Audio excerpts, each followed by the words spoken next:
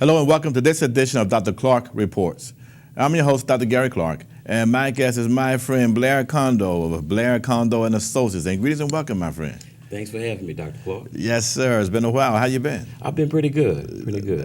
It's outstanding. And you know, you're Blair Condoll and Associates, but I want our community to know about your business activities and what is it that you do, the sort of work that you do in our community. Yes, sir. Sure. We do business consulting. Okay. Pretty much small business consulting.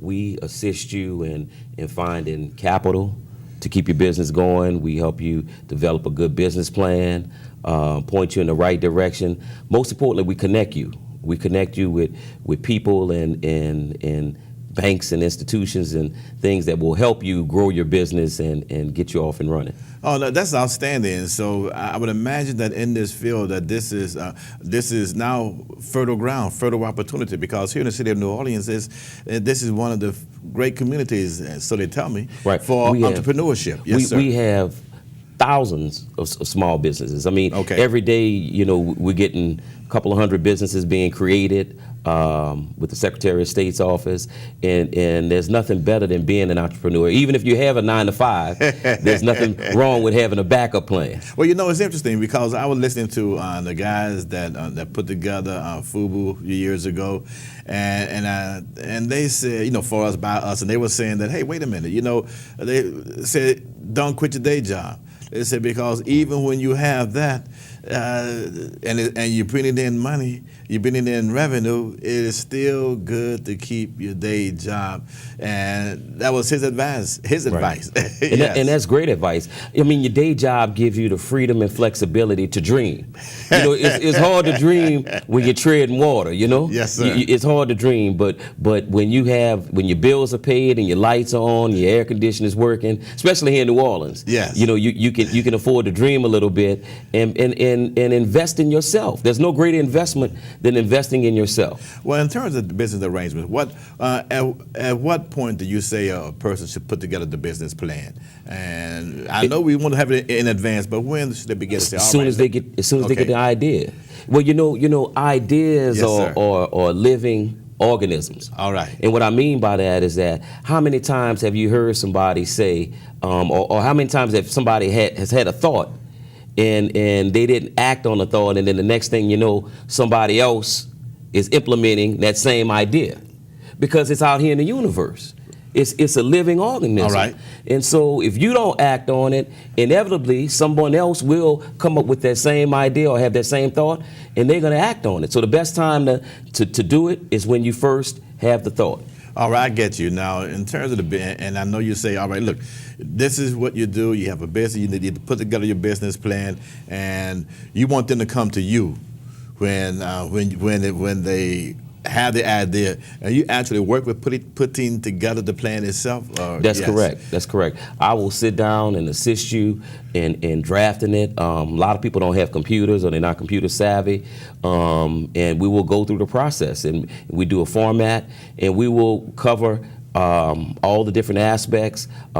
Talk about how we're going to finance it, talk about if we need to start saving some money to implement it, talk about protecting the idea if it's something that's proprietary. We'll cover from A to Z. Now, what sort of knowledge do you want that person to bring to the table? And let me tell you why I asked that. When I think of sport, for instance, nowadays when it comes to sport, most of even in high school, coaches, they want to coach, they don't want to teach. They want you to come already knowing the game, knowing the process, knowing how to dribble, knowing how to shoot, knowing the fundamentals, and then they go from there. But with you, in terms of the business plan, how much knowledge do you want your client to come with? I want them to have a basic working understanding of what it is that they want to do. All right. You know, if you want to be an event planner or a party planner, let's say, you have to have an understanding of what it takes to actually plan it. You have to know what type of capital, what type of resources with respect to if you're going to have tables and provide lighting and music or whatever. You have to have a realistic understanding and some basic knowledge of what it is that you actually want to do. If you have a product, you know, you have to have some basic understanding of how your product works, how it's put together, you know, some of the difficulties in mass producing it. But you got to have some basic knowledge of what it is that you want to do. What is the red flag for you that says this person is not really ready? I mean, I want to take you in as a client. I think you'd be very good, but you know what? You know what, Miss So and So or Mr. So and So, you're not ready just yet. Is there a red flag for you? Yes. I don't know if initially there's a red flag, okay, but in the process, what happens is that if you're serious about developing a business, it's going to require conversation, communication.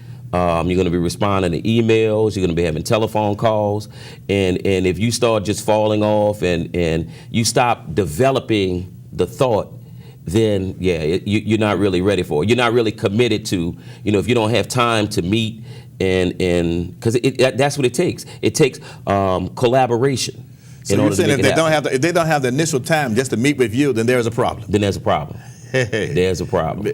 I understand that and see that. Yeah. Now, and I know again before I view an audience, because I know there's something which is important to them. That is, what becomes the fundamental elements of this business plan that they need to have, that one would need to have? What are some of the elements they need to have in the plan itself? Yes, they sir. need to have a clear understanding of what business that they want to establish. They have to have some knowledge of or some financial commitment initially, even if they're not able to fund it totally. They have to have some commitment. So you can have a great plan, but you also have to have a few dollars, because it's going to take some money to file your plan with the Secretary of State. It's going to take some money to get some of the other things done that need to be done as far as paperwork is concerned. So you have to have a commitment to sacrificing your time and some of your money. And then you have to have an overall desire and motivation to succeed. I think that's most important. All right, but you know what? When you say that one needs to have a financial commitment, is that another way of saying they need to have some skin in the game? You got to have some skin in the game, right? Hey, we want to see you put your money down to make this work. However small or minimal it is, you have to have some investment in it. If it's all given to you, then you have to have a commitment. Whether or not it's $100 or $50, you have to be willing to sacrifice some of your own hard-earned dollars to make this plan work. I see that. And so once you see them, when they come with the financial commitment, and this is what I want to do, and they go through all of the legal processes involved to make it work, is it necessary then for them to have a place of operation? Yes and no. Or in terms of leasing or renting or ownership? It depends on the type of business that they're establishing. Okay. We live in a virtual society now. Social media is very powerful, and the internet is also a great tool. So in a lot of instances, it's not necessarily that they actually have a physical location. They may need whatever type of business they have, it may require a physical location for service of process in the event that they need to be served with legal documents or sued or something like that. But you can partner with, there are companies out there that will rent you a physical location where you have access to it for so many hours a week or hours a month, where you can come in and use the conference room. You can receive your mail there. They will even take phone calls for you. So if it's that type of business. But a lot of businesses that people start, they're actually running them out of their home. But you're now, and these remote locations now are just as successful, actually more successful. Correct. I would see. Now, and I see what you're saying. Now, getting back to the plan itself, is there a you're looking for a strategic plan, I would think, or a part of the business plan? What do you like? 2 years, 4 years, 5 years? How far out do you want to see projections? Well, we start off with immediate. All right. Immediate. How we going to get this idea off the ground, and then we move out to maybe a year from now. Where do we see ourselves being, and then 5 years from now, where do we? Because chances are, if you can make it through the first couple of years, you off to a good start. Slow growth. Slow growth is the key to succeeding. You know, because there are going to be some setbacks and there are going to be some learning curves along the way. When you say setbacks, you mean there'll be quarters and periods where there right, no profits. Where there's no profits. You may go 2 or 3 months without seeing a dollar, and then you may have 2 or 3 months where you're going to make an abundance of money. But you have to be prepared for the long haul. You know, this is a marathon. This isn't a 40-yard dash. This is a marathon. So we have to be prepared that we're committing to going the distance with it. Now, what are the sort of businesses in the New Orleans community? And I know it's a big range, but what is it you see a lot of? I see a lot of food businesses. Okay, because we are food culture. We are a food driven culture. Music music and business is becoming a very popular business. Film. Yeah. You know, we live in an age now where social media is allowing us to be a lot more expressive.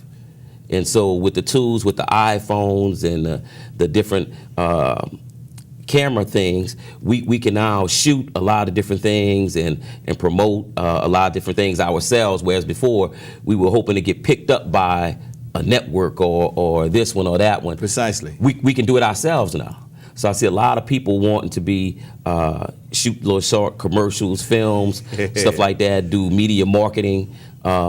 So those are probably the top 3, if I would say. And you know, you always have your basic stuff, your people that want to do lawn maintenance and construction and those types of things. But I think out of all of them, food would probably be the number one. And of all of them, food is the one which is, I don't want to say dangerous, but it's the one which is most elastic because it is. Yeah, I understand that restaurants and all of that, they tend to have a low margin of profit and a big fail rate. Initially. Okay. If you don't have, all right, talk to us. If you don't have a good business plan. It all stuff. I mean, we live in a city that's filled with cooks. I mean, everybody loves to cook and people love to eat, but you got to have a solid business plan. You know, you got to understand location. Where is it that you want to place your business? If you want a physical restaurant, if you don't have a physical restaurant, how are you going to attract the people and let them know? You know, we have a lot of people that go business to business selling food out of their vehicles. Right. I'm not talking about food trucks. Food trucks. I'm talking about just the hustle man, you know, right, that pulls up and he's got gumbo and all the different pies and stuff. So how are we marketing that? You know, how can we make that a more formal process? How can we let the people know that your product is available, you know, and be more efficient, because food, unlike some other things, does have a shelf life, you know, especially cooked food. Oh, yes. So we see a lot of that. Now, what I think that's very important too is that in the plan that you also work with them in terms of that tax structure. Yes. Because understanding the tax structure can, in the final analysis, it can come back and bite you. Very important. Oh, yeah. Very important. It can help you. Okay. And it can hurt you. Okay. So it's important that you establish the right type of legal format for your entity, whether or not you're going to be a sole proprietorship, where it's just you operating your business on a day-to-day basis, or whether or not you're going to be an LLC, which will still allow you the same to operate on a day-to-day basis yourself, but it shields your assets. Maybe you have a house that's paid for, maybe your car is paid for, but it's going to protect your assets in case something goes wrong and you get sued or anything could happen. So it's very important, and as far as taxes are concerned, it establishes what type of tax liability you're going to have. Whether now you're going to be responsible for the taxes just based on the income that you receive from the business, or whether or not the business will be paying taxes itself. So yes, sir, the tax structure is very important. I see that, and that's highly important because you know, in the final analysis, you want to make sure that your people are protected. Is that not true? That's correct. Yeah, and once you understand that they're protected, then you can do they can do wonders, and they can go out there and do a wonderful job with the product that you help structure for them and put together. Right. Well, I neglected to say that real estate. Okay. Real estate is a very popular market with us. And so what we're doing now is we're helping investors, people that want to get out into the investing market, to understand